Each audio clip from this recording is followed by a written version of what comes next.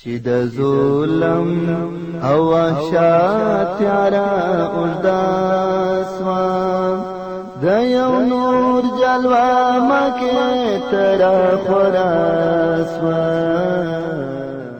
قدرمنو اوریدونکو، ستاسې پام را اړوو د الحاج مولوي محمد یاسین فهیم صاحب د نبوي سیرت و خپرونې ته، په دې هیله چې دغه خپرونه به تر پای شي غوره سره واورئ او پوره ګټه به ورځنې واخلئ.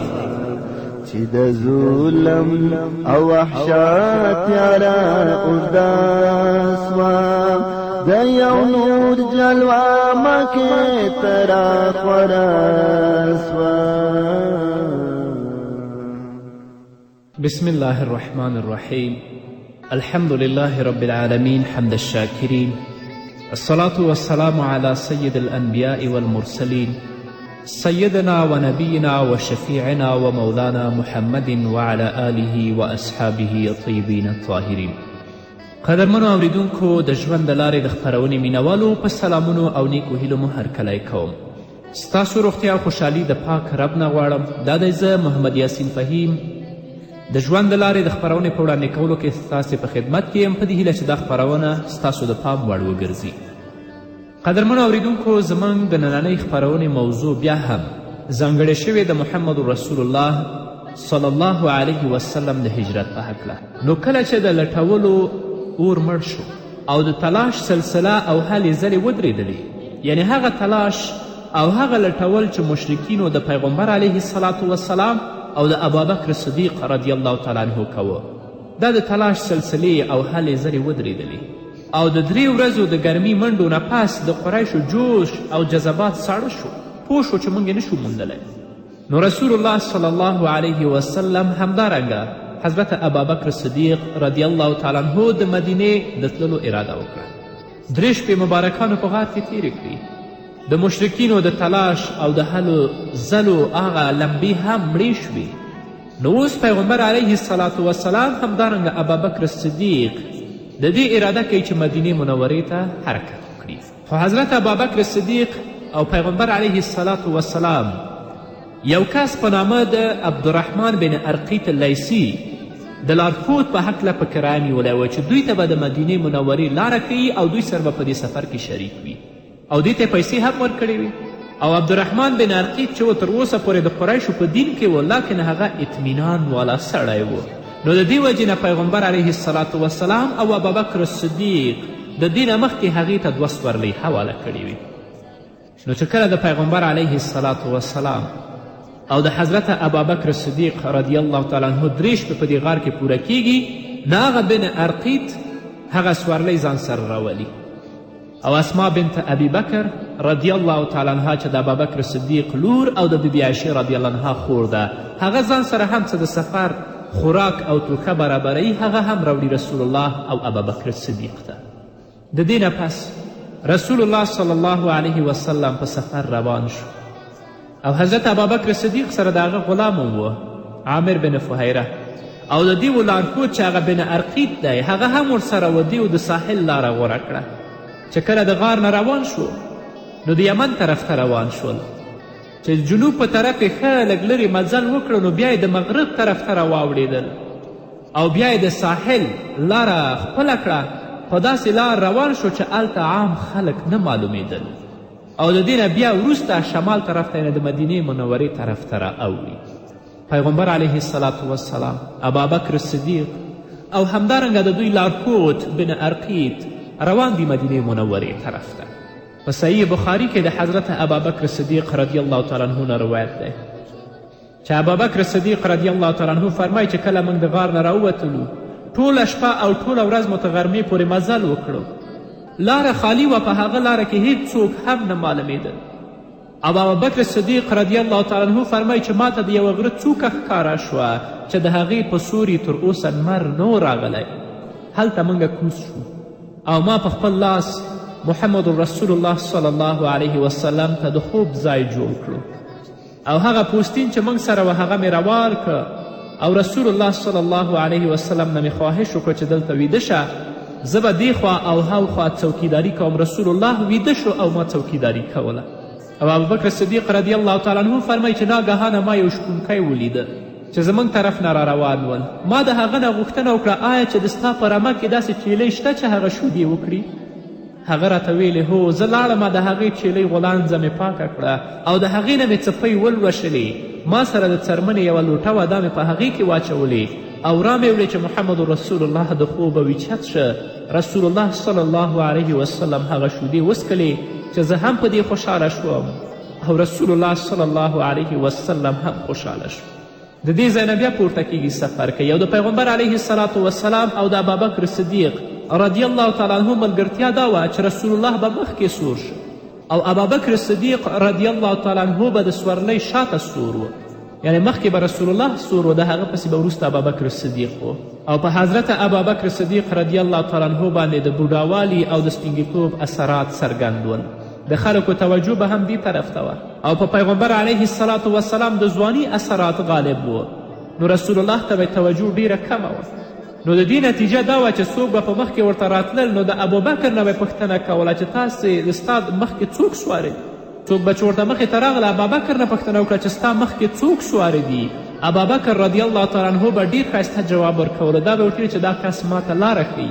د ابابکر مراد خو د خیر لاره وه، یعنی زه بوډا یم، په ما باندې د بوډاتوب او د سپینګیرتوب اثرات ظاهر دي، زه لاره نشم موندلی او دا سړی ما ته لاره راښیي. د ابابکر مراد د خیر لاره وه. په دې سفر کې د حضرت ابابکر صدیق رضی الله تعالی عنه همدارنګه د پیغمبر علیه الصلاة والسلام تیریدل د ام معبد خزایی په خیمې باندې وشول. ام معبد چې کوم ځای کې وه چې هلته یې ځان ته خیمه جوړه کړې وه، د هغې خیمې خوا سره رسول الله او ابابکر صدیق تیر شول. ام معبد ډیره یوه نامداره ښځه وه، ډیره یوه طاقتوره ښځه وه. حتی د سیرت کتابونه لیکي چې د هغه په لاس کې داسې باوګان پراته ول، د هغو په لاسونو کې چې د هغو نه به ډېر اوچت اوچت آوازونه پورته کیدل او هغه به د خیمې په صحن کې ناسته وه چې څوک تلل یا راتلل هغو ته به دې ام معبد خوراک او څښاک برابروه، هغه به یې ورکول.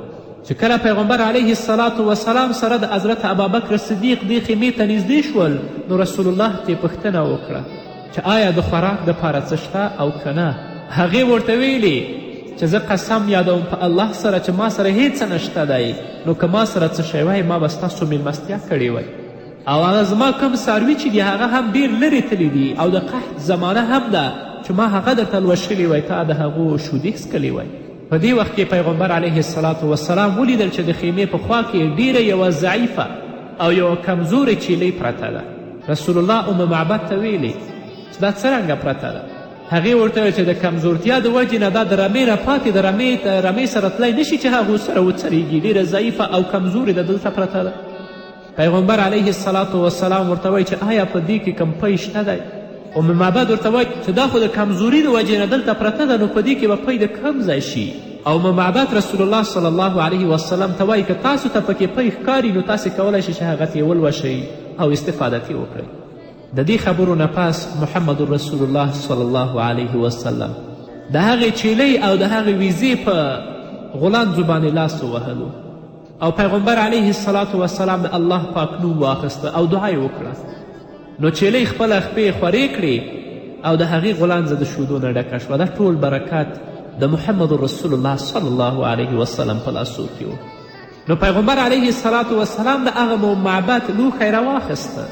پیغمبر علیه الصلاة والسلام دونه پی پکې راولوشلې چې حتی پی یو زګ وکړه او هغه پی رسول الله صلی الله علیه وسلم ام معبد ته ورکړې، هغې په مړه ګېډه باندې وسکلې. بیا وروسته پیغمبر علیه الصلاة والسلام وسکلې، دا هم موړ شوه او بیا په دې لوښي کې دومره یې ولوشل چې هغه ډکه شوه او هغه یې ام معبد ته پرېښودلې چې په بل وخت کې تاسې د دې نه وسکئ. نو پیغمبر علیه الصلاة والسلام چې کله دا پی وسکلې او دې ته یې ورکړې، د دې ځای نه حرکت وکړ. لږ وخت یې شوی نه و چې د ام معبد خاوند ابو معبد هغه هم راغی خپلې خیمې ته او ترې پوښتنه یې وکړه چې دا کسان د کوم ځای نه راغلي ول چې زموږ څاروي هم د دې نه لرې دي او تا سره پی پراته دي، تا هم څکلي او دوی هم څکلي دي. ام معبد د خپل خاوند ته وایي چې په الله دې زما قسم وي او د هغه خاوند هم وایي چې زموږ کور ته ډېر د برکت والا کس راغلی و چې هغه داسې او داسې خبرې کولې او د هغه حال خپل خاوند ته بیان کړ او د دې خاوند په دې باندې پوه شو چې دا خو هغه د قریشو والا کس دی چې چې هغوی لټوي او د ام معبد خاوند دې ته لیوال دی. خپل ښځې ته وایي چې د هغه حال او صفتونه لږ ماته بیان کړه. چې کله دا ښځه هغه ته دا صفتونه بیانوي نو هغه پیژني چې دا محمد رسول الله صلی الله علیه وسلم ده. دا هغه کس ده چې د خپل وطن د مشرکینو او د کفارو د ظلم او د بربریت له لاسه پریښی او مدینې منورې ته په لاره باندې خوځېدلی دی. او دا د پیغمبر علیه الصلاة وسلام د قدم برکت او د هغه د مبارکو لاسونو برکت و چې هغه چیلۍ چې اصلا د کمزوري د وجې نه خوځېدلی نشي هغه رسول الله ته پې ورکوي، ام معبد ته ورکوي او نورې هم د هغه په خیمه او په کور کې پاتې کیږي. قدرمنو اوریدونکو، د خپرونې په دې وخت کې راځو لنډې دمې ته. دمې نه وروسته زموږ خپرونه دوام لري. په دې هیله تاسو هم زموږ ملتیا وکړئ. چې د ظلم او وحشت یاره اوس دا سوه د یو نور جلوه مکې ته راخوره سوه چې انسان د هوسونو تیارو ډوب کړ، چې انسان د هوسونو تیارو ډوب کړ، نو روشان د رحمت یوه ډیوه سوه د یو نور جلوه مکې ته راخوره سوه. قدرمنو اوریدونکو، بیا هم زموږ سلامونه او نیکي هیلې ومنئ. په دې هیله چې تر دې دمه تاسو زموږ ملتیا کړې وي. پیغمبر علیه الصلاة وسلام سره د ابابکر صدیق او سره د هغه لارښود د ام معبد خیمې نه حرکت کوي ځي او بلخوا په مکې مکرمه کې داسې آواز خلکو اوریدو، یعنی په مکې مکرمه کې خلکو آواز اوریده خو سړی نه لیده چې د آواز څوک کوي. هغه آواز دا و چې ویل به چې جزا الله رب العرش خیر جزائه رفیقین خلا خیمة ام معبد هما نزلا بالبرکة وارتجلا به وافلح من امسى رفیق محمد فیا لقصی ما زوى الله عنكم من فعال لا يجاوز السدد ليهن بني كعب مكان فطاتهم مقعدها للمؤمنين بمرصد صلوا أختكم عن شاتها وإنائها فإنكم إن تسألوا الشاة تشهدوا. داسې آوازونه به اوریدل خو لکن څوک نه لیدل. او د دې ترجمه دا ده چې الله رب العزت دې دواړو ملګرو ته ښه بدله ورکړي. او دوه ملګري څوک؟ ابابکر صدیق او رسول الله ول، چې هغوی دواړه راغلل او د ام معبد خیمې کې راښکته شول او دواړه په خبرو سره راغلل او دواړه په خیر سره لاړل. څوک چې د محمد ملګري شو هغه کامیاب شو. او دا ویلې چې هی قصی، الله تعالی څومره مشري او کارنامې بې مثاله ستاسو نه غونډې کړي. ای بنو کعبه، ته د دې زنانه د اوسېدو ځای مبارک وي. یعنی بنو کعب ته د دې زنانه د اوسېدو ځای مبارک وي چې ام معبد ده. تاسو د دې زنانه د چیلیو او لوښي په باره کې پوښتنه وکړئ، او که تاسې پخپله د چیلۍ نه پوښتنه هم وکړئ هغه به جواب درکړي او د محمد رسول الله په حقانیت به اقرار وکړي. حضرت اسما وایي چې موږ ته معلومه نه وه چې رسول الله د کوم طرف نه را روان شوی دی، خو په مکه کې دا آوازونه خپرېدل او دا اشعار یې ویل. خلک ورپسې ګرځېدل، دا آواز یې اورېدو خو لکن څوک یې په سترګو باندې نه لیده. ابابکر صدیق محمد رسول الله صلی الله علیه وسلم سره روان دی. د هغو حفاظت څوک کوي؟ الله کوي. او هاتفي آواز په مکه کې هم خپور دی، خلک پسې ګرځي خو څوک نه ویني. پیغمبر علیه الصلاة وسلام سره د ابابکر صدیق او سره د هغه لارښود روان شو. په لاره کې سراقه بن مالک هغوی سره مخامخ شو. سراقه پخپله وایي چې زه په خپل قوم کې په یو مجلس کې ناست وم چې موږ ته یو کس رانږدې شو، ودرېده او دا ویلې چې ای سراقه، ما اوس د ساحل په غاړه باندې څه کسان ولیدل. زما خیال دی چې دا هغه محمد او ملګري دي چې قریش ورپسې ګرځي او د هغو موندلو دپاره په انعام کې 100 اوښان ټاکړي دي. سراقه ویلې چې زه پوه شم چې دا هغه خلک دي، لکن ما هغه ته ویل چې خلک خو اوس زموږ سره تیر شول، یعنی دا مې په غفلت کې غورځوه چې دا خو پیغمبر او د هغه ملګري نه دي. سراقه وایي چې زه لږ شان په دې مجلس کې ناست وم، کور ته دننه لاړم او د خپل اس مې او همدارنګه څه نیزې او غشي چې ما سره ول هغه مې ټول راواخیستل. په خپل اس باندې سور شوم او دوی پسې مې حرکت وکړه تر دې چې زه هغوی ته نږدې شوم.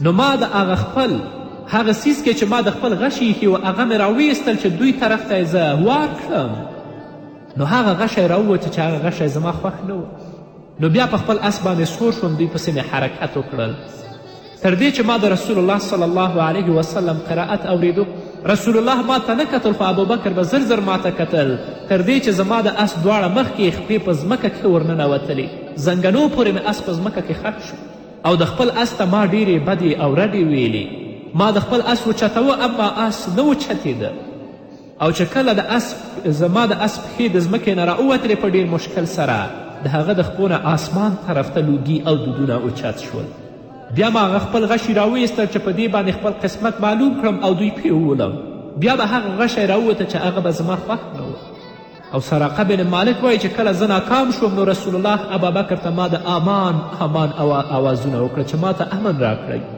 نو هغوی چې کله دا زما آوازونه واورېدل ودرېدل سراقه بن مالک وایي زه په دې پوهم چې رسول الله به غالبه کیږي او سراقه فرمایي چې ما رسول الله ته ویلې چې ستا قوم د ستاسې په وژنه کې او د ستاسې په ګیرولو کې 100 اوښانه انعام ټاکلی دي خو څوک تاسو ته رسېدلی نشي سراقه وایي چې ما هغوی ته هر څه پیش کړل هغوی ونه منل صرف دومره ما ته ویلې چې زموږ حال به چاته نه څرګندوي او چاته به څه غږ نه کوي او ابوبکر صدیق رسول الله ته وایي چې یا رسول الله دا خلک به موږ بیرته وګرځوي بوبمځي او رسول الله ورته څه لا تحزن ان الله معنا ته غم مه کوه الله زموږ سره دی به هر حال سراقه چې کله ناکامه شو نو بیرته واپس راوګرځېده او ویلې ده چې خلک سرکردانه د رسول الله صلی الله علیه وسلم او د ابابکر صدیق پسې ګرځي او همدارنګه خلک سرګردانه سراقه پسې هم ګرځېدل لیکن رسول الله حفاظت او د هغه حمایت چا کوه الله رب العزت کوه چونکه د هغو سفر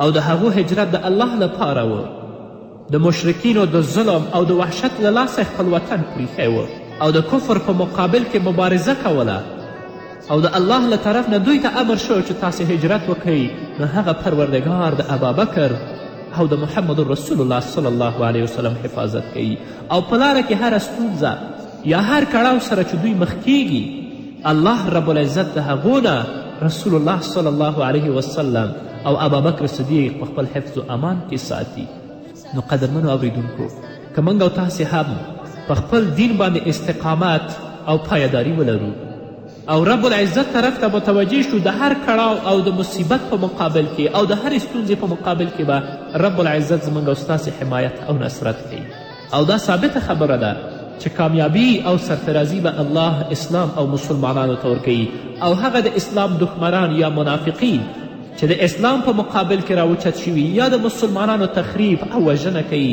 هغه به رسوا او ذلیل وي نو رسول الله صلی الله علیه وسلم په دې سفر کې قبا ته رسیږي مسجد قبا او هلته رسول الله درې شپې کوي انشاءالله په دې باندې به په بله خپرونه کې وغږیږو قدرمنو اوریدونکو دا به زموږ نننۍ خپرونه چې ستاسو درانه حضور ته وړاندې کړه تر بلې خپرونې پورې چې زه بیا هم ستاسو درانه حضور ته راځم تاسو ټول په پاک رب سپارم پاتې ژوند او پاتې ورځم نیکمرغه پاک الله مو مل شه چې د ظلم او وحشت یاره اوږده سوه د یو نور جلوه مکې ته راخوره سوه تا د مینې پیغام راوړو بشریت تا د مینې پیغام راوړو بشریت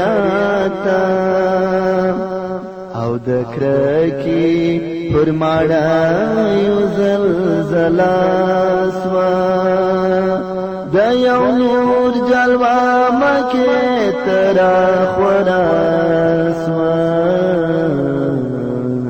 چې د ظلم او وحشت یاره اوږده سوه د یو نور جلوه مکې ته راخوره سوه چې د ظلم او وحشت یاره اوږده سوه